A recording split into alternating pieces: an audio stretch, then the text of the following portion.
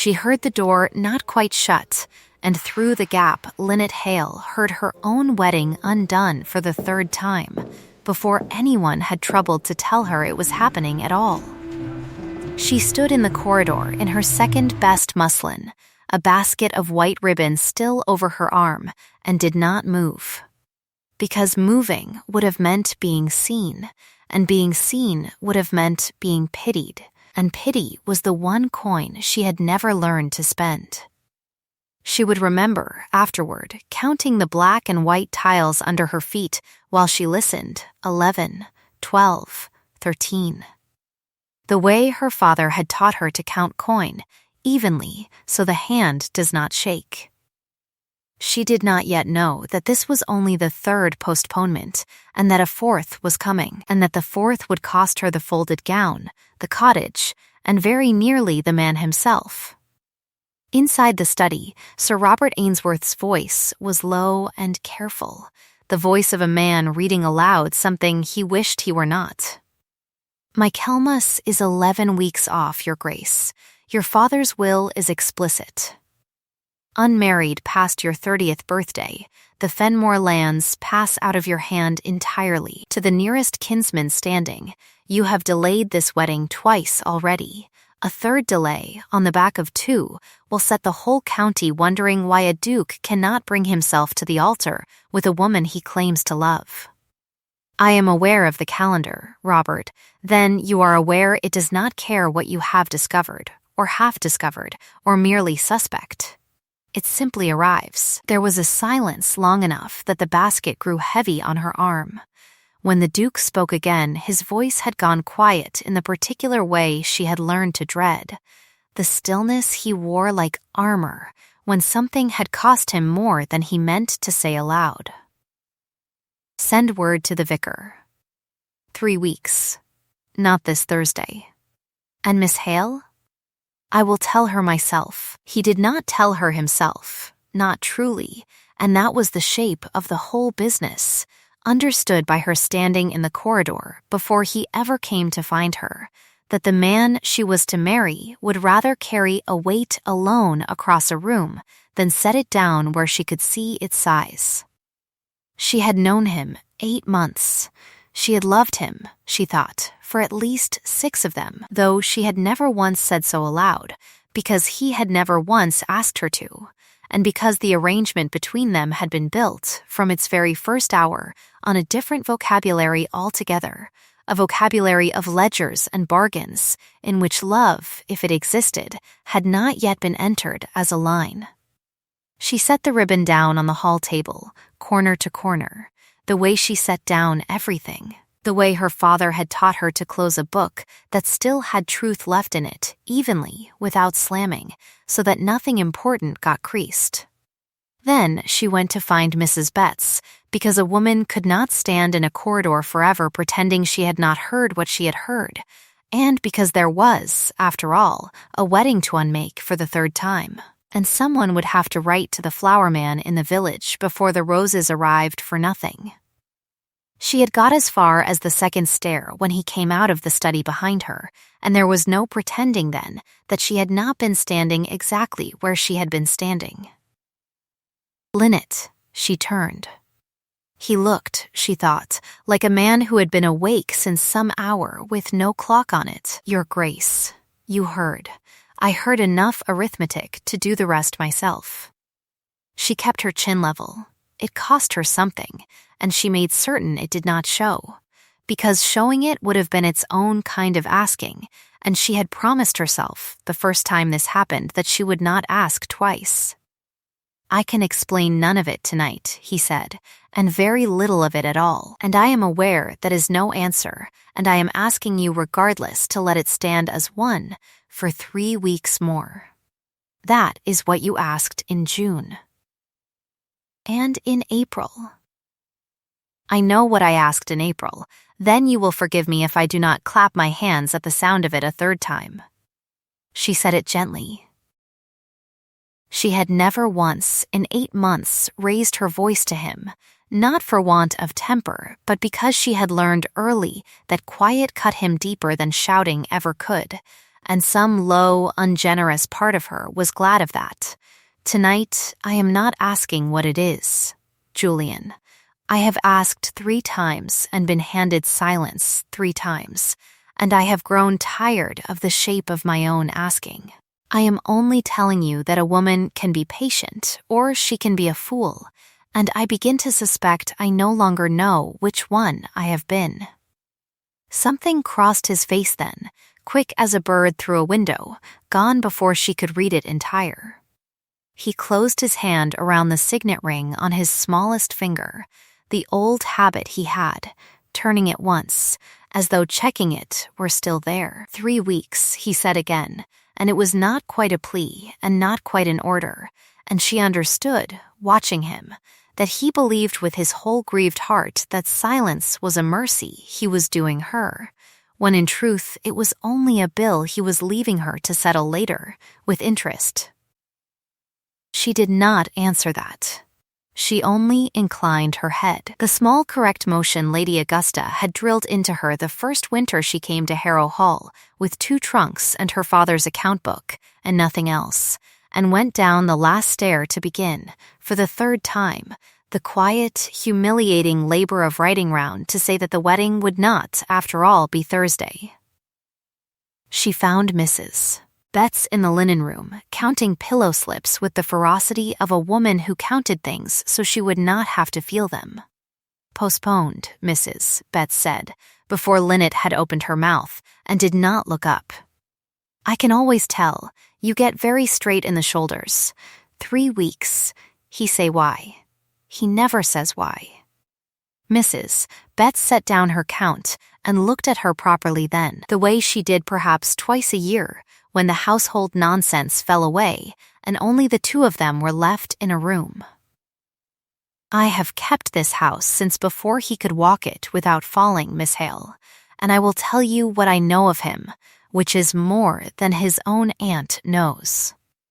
He does not delay because his heart has cooled. He delays because he has found some manner of trouble and has decided, God help him, that a duke's duty is to carry trouble alone, the way his father carried it, and his father before him, until it killed the both of them early and left a boy of 19 to run an estate he was not ready for.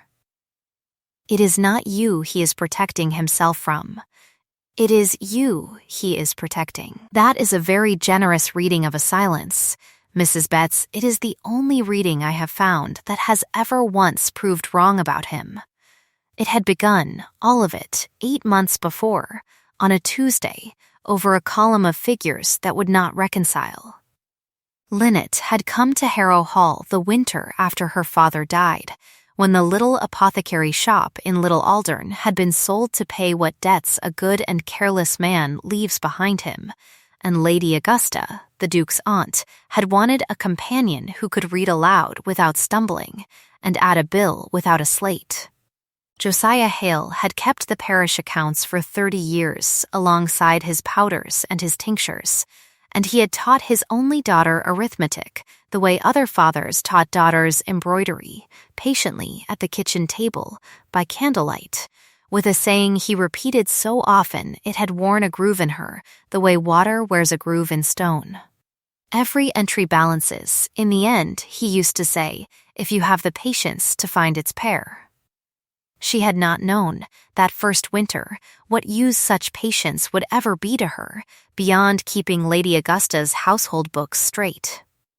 Then, one Tuesday, the estate steward's quarterly summary had come to the drawing-room for the Duke's signature, and Lynette, sorting Lady Augusta's correspondence at the same table, had noticed without meaning to that a column of tenant rents did not sum to its stated total, out by £4, 6 shillings, a discrepancy so small a man in a hurry would have signed straight past it. She had said nothing. It was not her place to say anything. But the Duke had caught her looking at the page a second time longer than politeness required, and had asked her, direct as a man unused to being watched, what she saw there that troubled her, and she had told him, and he had checked it, and she had been right. That was the whole of the courtship's beginning, £4 and 6 shillings, and neither of them had thought, at the time, that it was a courtship at all. He had come to find her again within the week, not for her face, which she had been told often enough was plain enough to be forgettable, but for the quality of attention she brought to a page of numbers which he had never once found in a drawing room. He had put the proposal to her the way he put most things, without ornament. "I require a wife by Michaelmas of next year, or lose the Fenmore lands to my cousin," he had told her, standing in the estate office with the ledgers between them like a third party to the conversation.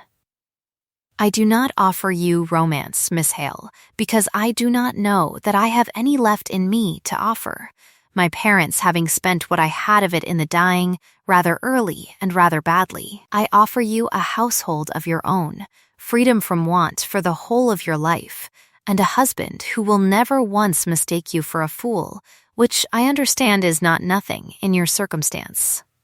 She had looked at him a long moment before she answered, turning the offer over the way she turned over a suspect entry, hunting its pair.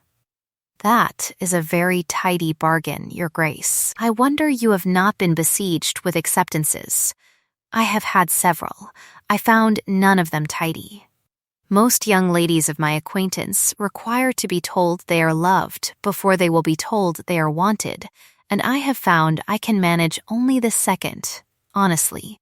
Then I will tell you plainly what I require in return, since you have been plain with me. I would rather be your bad bargain than another man's good one.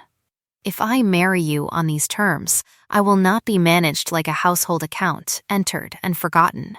You will tell me the truth even when it costs you to tell it. That is my price, and it is not negotiable, whatever the Fenmore lands are worth." He had agreed, that day, with the particular gravity of a man signing something he intended to honor, and for 6 months he had kept the bargain well enough that she had let herself begin, without quite admitting it, to love him. It was only in the last 2 months, since the first postponement, that he had begun, gently and with what she now understood to be the very best of intentions, to break it. Mrs. Betts, refolding the pillow slips, watched her go still over the memory. "You are thinking about the £4 6, she said. "How did you know? You go very straight in the shoulders for that, too." The wedding guests had not yet all been told, and word of the third postponement traveled through Harrow Hall and down into Little Aldern faster than any letter could have carried it, the way such things always did, borne by grooms and dairymaids and the vicar's own sister, who kept, it was said, a running wager book on whether the wedding would happen by Christmas at all, the odds lengthening with each fresh delay. Linnet bore the sympathy of the servants' hall and the sly amusement of the village with the same even face, because a face, she had learned, was the one ledger a person could balance entirely by will. It was into this atmosphere that Aldous Penrose arrived at the hall 2 mornings later, immaculate as always, his gloves the color of fresh cream, his cousin's steward and closest intimate since they had been boys together, the one relation Julian trusted without reservation, because Aldous had managed the estate faithfully, everyone said, through the whole grim decade of his uncle's decline and his cousin's grief. He found Linnet in the rose walk with her work-basket and greeted her with the particular warmth he kept in reserve for exactly such mornings. "Miss Hale, I am so very sorry for the disappointment. You bear it with more grace than I could manage, I think, were I in your slippers. One learns to, Mr. Penrose. I only hope you do not trouble yourself hunting for the reason behind it. Some doors are better left closed, my dear. I have only ever wanted to keep this family safe, and I promise you the kindest thing you can do for all of us is to let me and Sir Robert manage what wants managing, and simply wait." He smiled as he said it, and adjusted the cuff of his glove with one careful finger, and it was, she thought afterward, the gentlest threat she had ever been handed in her life, delivered with such tenderness that she had very nearly thanked him for it before she understood what it was. She said only that she was grateful for his concern, and watched him go, and did not know yet why the smallness of her unease had sharpened, in that moment, into something with an edge. That afternoon, helping Mrs. Betts sort a chest of old estate correspondence bound for the parish archive, her hand closed on a torn corner of ledger paper, wedged between two unrelated letters, a scrap no larger than a playing card, in a hand she knew instantly and would have known blindfold, because it had taught her every numeral she could write. Her father's hand. On an estate ledger. Dated 11 months before his death. She sat very still with it a long moment, the way she had learned to sit still with anything that frightened her, and then she folded it, corner to corner, and put it inside the cover of her own small book, and told no one, because she did not yet know what it meant, only that it meant something, and that some things are better carried quietly until their weight can be understood. It was 3 days later that Julian came to find her in the estate office in the evening, uninvited, and stood a moment in the doorway before he spoke, watching her the way a man watches something he has decided he must be honest about. At least in part. "I have been unfair to you," he said. "Not for the first time. I find I am becoming rather practiced at it. You are not unfair, Julian. You are merely silent, which is its own kind of unfairness, dressed better. Will you help me with something, then, in place of an apology I am not yet able to give in full?"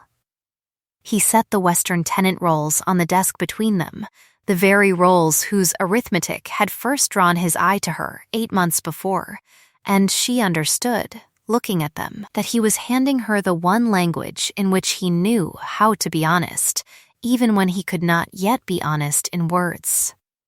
They worked through the evening side by side, her father's training moving through her hands like an old song, and somewhere past 10 o'clock she found an error of his own making, a transposed figure, and laughed before she could stop herself, a short surprised sound she had not made in weeks. He looked up at her, startled, and then, astonishingly, laughed too, low and real, the first true laugh she had heard out of him since the spring, and she marked it the way she marked everything that mattered, quietly, and kept it. "There is a shadow over your father's name," he said later, when the laughter had gone and the candle had burned low, "that I mean to see lifted entire before I let it come anywhere near you. That is the whole of what I can tell you tonight, and I know it is not enough, and I am asking you to trust me regardless, because the alternative is to hand you a wound I am not yet certain is even real." She thought of the torn scrap folded inside her book upstairs, and said nothing of it, and told herself she was protecting him exactly as he believed he was protecting her, and did not yet see that two people can ruin the same bridge from opposite ends, with the very same good intention. The letter came to Sir Robert 8 days after that, delivered by a hand no one could later trace, purporting to be a confession in Josiah Hale's own script, found, the accompanying note claimed, among old estate papers long overlooked. It stated, in words that read almost exactly like the dry, careful cadences of a country apothecary keeping careful books, that Josiah Hale had for years quietly diverted rents from the Fenmore tenants into his own accounts, and that he had meant, before his death, to confess it, and had not found the courage. Julian read it standing in Sir Robert's study, with his hand closed hard around the signet ring, and did not, even then, go to find Lynette and lay it before her, because he could not yet bear to watch her face receive it, and because some unhealed, unexamined part of him, the part that had buried a mother and a father within 18 months of each other and learned from both deathbeds that love means bearing the worst of a thing alone so no one else has to, decided in that study that he would find the truth of it himself before he let it touch her at all. It was the kindest, most catastrophic decision he had made since the bargain began, and it cost the both of them 9 more weeks. He postponed the wedding a 3rd time formally that week, telling Sir Robert only that matters required settling, and did not tell Lynette what those matters were, and did not know, standing in his own study with the forged letter locked in his desk, that what looked like an innocent inheritance, her father's good name, had just become the very weapon aimed back at the two of them both. Lynette felt the change in him before she understood its cause, a fresh withdrawal beneath the old one, a new carefulness in how he looked at her, as though she were a page he was afraid to turn too quickly.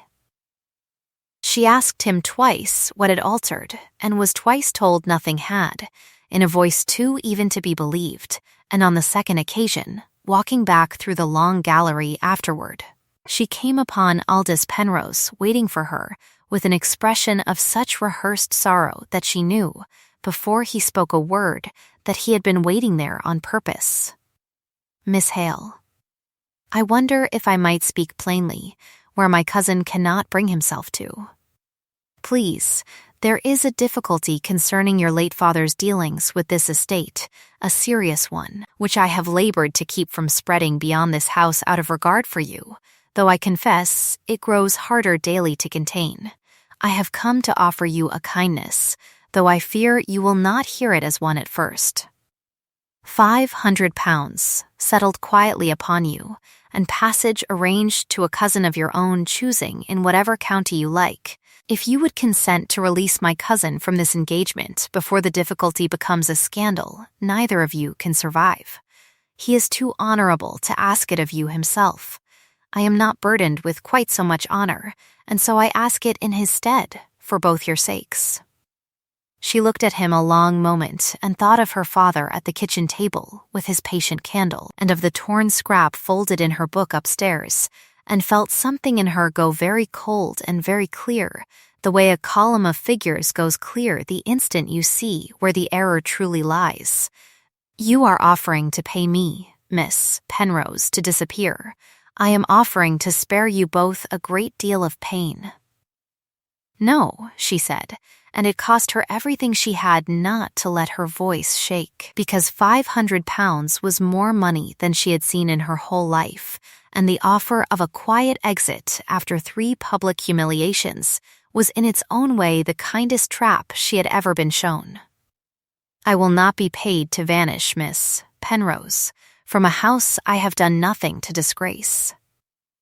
If there is a difficulty concerning my father, I mean to know its whole shape myself, in the light, before I let any man settle it for me in the dark, however well he dresses the settling." Something flickered behind Penrose's eyes then, gone as quickly as it came, and he inclined his head and left her, and she stood alone in the gallery a long while afterward, proud of herself and frightened in equal measure, not yet understanding that she had just refused the very bribe the story's later mercy would be measured against. The 4th postponement came without ceremony and without explanation at all, which was somehow worse than the previous 3 combined. The guests had begun arriving that very morning, carriages already turning up the long drive, when Sir Robert came quietly to find Julian in the estate office and left 10 minutes later, and Julian did not come to find Lynette himself this time. He sent Mrs. Betts instead, unable, it seemed, even to face the asking, and Mrs.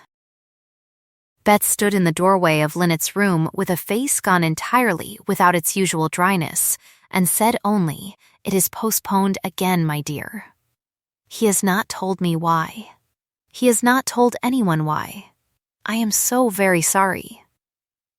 Lynette sat a long moment on the edge of the bed, where the bridal gown lay spread in its tissue, white against the counterpane, and found that this time, unlike the first 3, no anger came, and no tears came either, only a great, quiet stillness, the stillness of a ledger finally closed, because the entries would not balance. and never had. She rose and crossed the room and lifted the gown and folded it, corner to corner, with the same care she gave every closing thing, smoothing each fold flat beneath her palm, the way her father had taught her to smooth the cover of a book that held no more use for opening. She left it at the center of the bed where it would be found. She wrote no long letter, only a single line on a fresh sheet, set beside the gown, weighted with her father's ledger's twin, the small cheap notebook Lady Augusta had once given her. "I have not left because I stopped believing you love me. I have left because I have stopped believing you will ever let me carry anything beside you. When you are ready to set a burden down where I can see it, you will know where to find me." She took only her father's account book, the true one, the one with 30 years of parish sums in his own careful hand, and a single change of clothes, and was gone from Harrow Hall before the first gray showed over the eastern hedge. Walking the 3 miles into Little Aldern in the dark to the cottage of her father's old friend the miller's widow, who asked no questions and put the kettle on. It was Mrs. Betts who found the gown at first light and stood over it a long while before she went, white-faced, to wake the Duke, and it was the sight of his face on being shown it, she said afterward. That frightened her more than anything that had happened in all 4 of the wedding's failed mornings, because it was the face of a man discovering, one full turn too late, exactly what his silence had been costing. Mrs. Betts did not spare him. "You have spent 9 weeks protecting that girl from a truth she has more right to than you do, Your Grace. And this morning she has shown you plainly what a woman is worth when a man will not trust her with her own history. I have known you since you were breeched. I loved your mother. I will say to you now what I would have said to her. God rest her. If your father had ever once let her carry a burden beside him instead of behind him, you have kept her safe from everything in this world except yourself, and that is not love, whatever fine name you have been giving it." He did not answer her. He went instead to his study and unlocked the drawer and took out the forged letter and read it again in the gray morning light, and for the first time let himself ask, plainly, who exactly stood to gain if this wedding never happened at all, a question he had been too grieved and too careful to ask himself in 9 weeks of protecting a woman who had never once asked to be protected from her own name. 3 miles away, in the miller's widow's small kitchen, Lynette had asked herself no such question yet, because she did not know a forged letter existed. She had only her father's true ledger, and the strange torn scrap folded inside her small notebook, and that first sleepless morning, nothing else to do with her hands but open both and set them side by side upon the table. The way she had watched her father set 2 accounts side by side 1,000 times, hunting the place where they ought to meet and did not. It took her the better part of the day to see it. The torn scrap, the one in her father's hand found among the estate's private papers, used a private shorthand in its margin, a small looping mark beneath certain figures, that her father had invented for her alone when she was 9 years old and struggling to keep her column straight. A mark that meant, in their old private language, "Look again, this is wrong." It appeared nowhere in any of his parish books. It appeared, she now saw, turning the scrap to the window light, beneath every one of the disputed Fenmore entries, as though her father, discovering the very fraud that would later be blamed on him, had marked it in the one code no forger could have known to imitate, because no forger, but his own daughter, had ever been taught it. She sat a long time with her hand flat on the page and heard her father's voice as clearly as if he stood behind her chair. Every entry balances, in the end, if you have the patience to find its pair. She had found it. It was near dusk when Tobias Rook came scratching at the widow's door, ink-stained and wretched, Aldous Penrose's own clerk.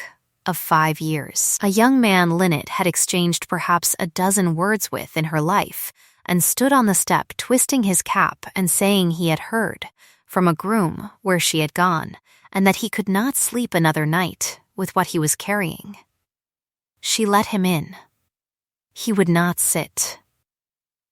I copied the letter, Miss Hale. The confession. I copied it in your father's hand from samples Mr. Penrose gave me, and I told myself it was a kindness, closing an old matter quietly, and I have not slept a whole night since I did it, because I do not think it was ever a kindness at all. Who dictated its words to you, Tobias? Mr. Penrose himself, word for word, standing over my shoulder while I wrote it. That same evening, at Harrow Hall, Aldous Penrose learned from a frightened housemaid who had overheard Mrs. Betts telling the housekeeper's boy to run for Sir Robert at first light that Miss Hale had her father's ledger, and for one unguarded moment, crossing the hall with his gloves half on, his composure slipped entirely, his hand closing hard on the newel post as though the house itself had tilted beneath him, and Mrs. Betts, watching from the stair, thought with grim satisfaction that she had never in 15 years seen Aldous Penrose look so much like a man who had finally run out of ledger to balance. The storm that had been building over the western hills all that week broke at last the following evening, exactly as the household gathered in the long gallery at Harrow Hall, summoned by a note in Julian's own hand that named an hour and asked no questions. The very guests who had come for a wedding 4 times now arranged instead, without quite understanding how, into witnesses. Sir Robert Ainsworth stood at the room's center in his magistrate's capacity, grave and unhurried, and Lynette stood before him with her father's true ledger in one hand and the torn scrap in the other, Julian a pace behind her, close enough to stand with her rather than in front of her for what she understood. Watching him take that particular pace was perhaps the first time in the whole 8 months he had managed it. I will not detain this company long, Sir Robert said, as thunder moved somewhere beyond the tall windows and the candles along the gallery guttered and steadied. A grave accusation has been laid against a dead man's name. I mean to see it settled tonight, in this room, before every person here, so that no whisper of it may travel further unexamined. Miss Hale. She set the true ledger and the torn scrap side by side upon the long table, exactly as her father had taught her, and lifted the forged confession, retrieved that morning from Julian's locked drawer, and laid it beside the other 2. This, she said, her voice carrying further than she expected in the sudden hush, is said to be my father's hand, confessing to a theft he did not commit. It is a fair copy. Whoever made it studied him carefully. But my father taught me a private mark when I was 9 years old to flag an entry he distrusted, a mark he used nowhere else and told no one but me. It appears beneath every disputed line in his true hand, here, in a scrap found among the estate's own private papers 11 months before he died, the very scrap that shows he had discovered this fraud himself and was murdered, I believe, before he could carry it further than his own margins. It appears nowhere at all in the confession that was meant to condemn him, because the man who forged it did not know it existed. A ripple went through the gathered room, quickly stilled by Sir Robert's raised hand. Mr. Rook, he said, you copied this letter. Tobias, white to the lips, stepped forward from where he had been standing half-hidden near the door. I did, sir. At whose direction? The room went entirely silent, the storm outside filling the pause, and Tobias Rook looked once, briefly, at Aldous Penrose standing very still and very immaculate near the hearth, and then looked away from him for good. Mr. Penrose's, sir. He gave me samples of Josiah Hale's writing to copy from, and dictated the words himself, and told me it was a mercy to close an old matter cleanly. I have his own note to me still, sir, asking for the samples, in his own hand, which I kept because some part of me did not trust the kindness even as I did it. He drew the folded note from inside his coat and gave it to Sir Robert, who read it aloud into the silence, Penrose's own careful hand requesting, in words that could mean nothing else once set beside what they had produced, the very forgery that had cost Lynette 9 weeks and a wedding gown folded before dawn. Aldous Penrose did not run, and did not shout, and did not deny it, which was somehow more terrible than if he had. He only stood very still by the hearth, his composure, that famous gentle composure, cracking at last down its whole length, and when he spoke his voice had lost every trace of its habitual warmth, and come out instead thin and old. Your father found the discrepancy in the Western rents 11 months before he died, he said to Lynette directly, as though the room had emptied of everyone else. I had been drawing from Fenmore's timber accounts for 6 years by then, a little at a time, to keep my mother in the physician's care her lungs required, because I manage an estate that will never once be mine, and watch my cousin inherit what I only ever tend, and there did not seem, some years, to be a great difference between managing a fortune and being owed a small corner of it. Your father was going to lay the whole of it before my cousin's father. I gave him brandy laced heavier than he knew, the night he fell from his horse on the Fenmore Road, only to slow his tongue, only to buy myself time to set the accounts right before anyone need ever know. And he did not wake in the morning, and I have not slept an easy night since, whatever face I have shown this house. He looked, in that moment Lynette thought, watching him, not like a villain out of any story, but like a tired, frightened man who had spent his whole life managing another man's fortune and calling the ache of that a kind of loyalty, and she found, to her own surprise, that what rose in her was not triumph, but something closer to grief. Sir Robert began the formal words that would summon a constable, and it was Julian who stopped him, laying a hand briefly on his arm. No, Julian said. Not the assizes, Robert. A public trial will drag my Uncle Stuart and this family's name through every newspaper from here to London, and will not give Josiah Hale back the 11 months he lost, nor the daughter the years she has already paid.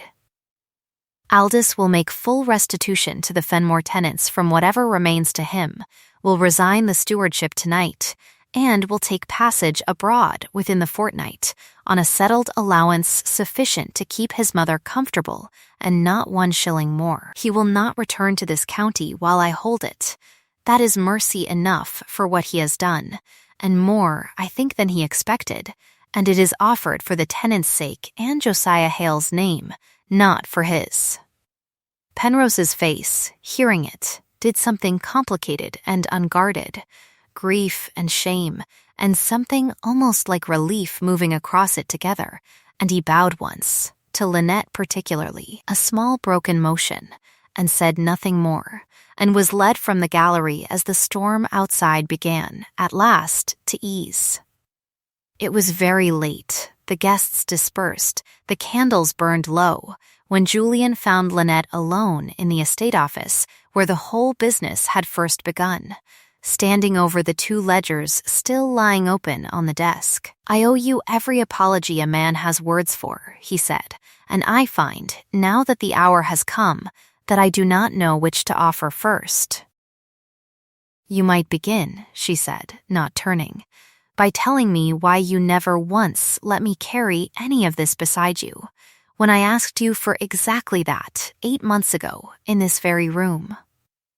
Because I buried my mother and then my father within 18 months of each other, and learned from both of them that the dukes of this house love by disappearing beneath a burden so no one else need feel its weight. And I told myself I was sparing you when in truth I was only repeating the one lesson I had ever been taught about love, badly, on a woman who deserved a man capable of learning a better one.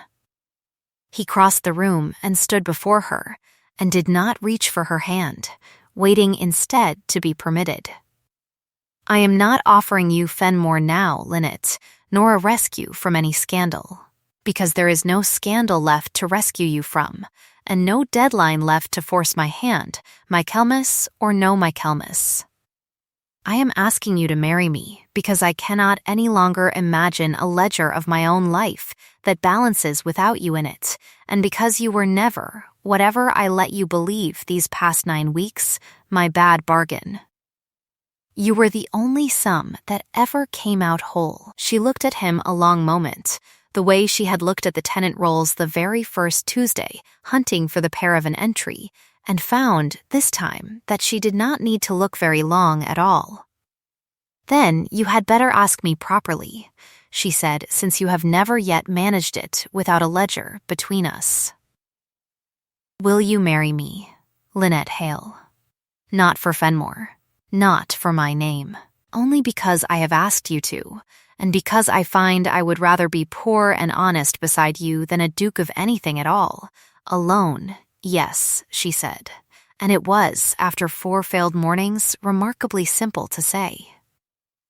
The wedding, when it came at last 3 weeks later, was a small one, by design, held in the parish church at Little Aldern rather than the grand chapel at the Hall, with none of the pomp the county had been promised and abandoned 4 times over.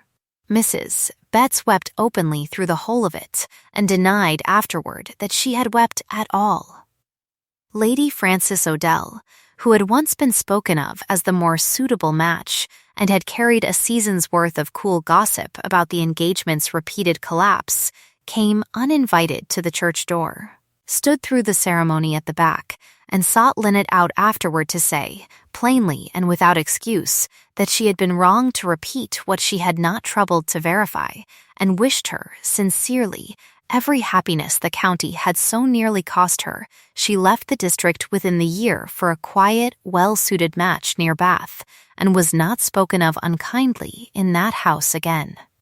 Tobias Rook was kept on at the estate, under Sir Robert's watchful sponsorship, and rose within 2 years to an honest clerkship of his own, his hands, it was said, never quite losing their habit of trembling faintly over another man's signature.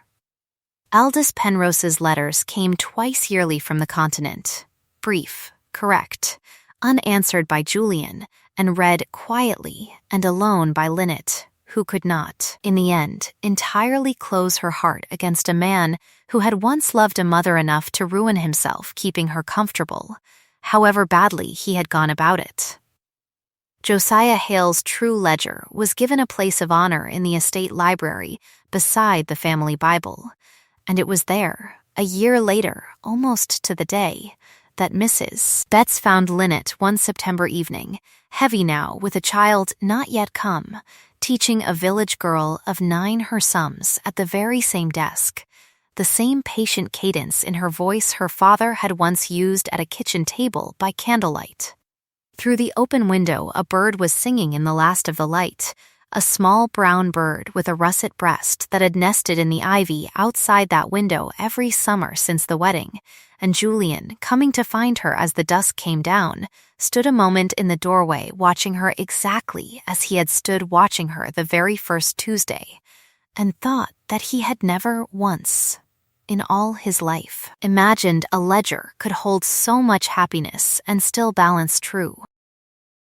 On the bed in the room that had once been hers alone, put away now in cedar and lavender against the moths, the wedding gown lay still, folded, corner to corner, exactly as she had left it that dark morning, kept not as a wound any longer, but as a promise honored late, and some debts, she thought, watching the birds settle in the ivy, are paid at last, if you only have the patience to find their pair. If this story warmed you, the quiet ones who count so carefully, the loud silence of a good man learning too late that love is a thing meant to be carried together, then stay a while longer here by the fire with me. The kettle is on, the chair beside mine is empty and always will be for you, and I would love to know, in the comments, which line stayed with you longest, the folded gown, or the ledger's last entry, or the moment he finally learned to stand beside her instead of in front. Press that small bell and keep your place by this hearth, so the next story finds you the very moment the candle is lit again. Until then, go gently with the ones who count quietly and say little. Settle your own accounts honestly before you let anyone else close the door on them, and sleep well tonight, for every entry balances, in the end, if you only have the patience to find its pair.